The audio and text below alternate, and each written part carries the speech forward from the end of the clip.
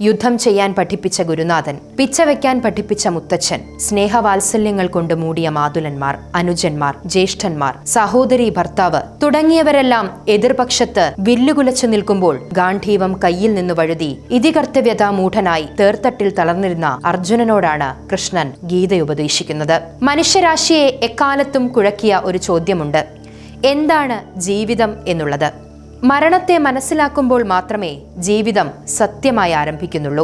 ഇരു സൈന്യങ്ങൾ മുഖാമുഖം നിൽക്കുന്ന ജീവിതത്തിന്റെയും മരണത്തിന്റെയും രംഗഭൂമിയിലാണ് ഗീതയുടെ പിറവി. ന ജായതേ മ്രിയതേ വാ കഥാചിത്.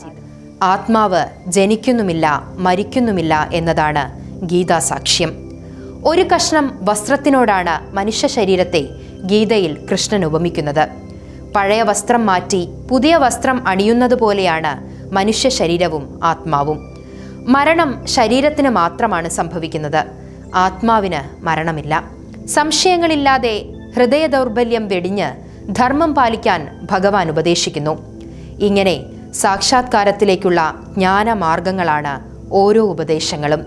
ഭഗവത്ഗീത ഏതെങ്കിലും പ്രത്യേക കാലഘട്ടത്തിലോ സംസ്കാരത്തിലോ മതത്തിലോ ഒതുങ്ങുന്നില്ല. മനുഷ്യവംശത്തിന് ജ്ഞാനത്തിൻ്റെയും മാർഗനിർദ്ദേശത്തിൻ്റെയും കാലാതീതമായ ഒരു ദീപസ്തംഭമായി ഭഗവത്ഗീത നിലകൊള്ളുന്നു.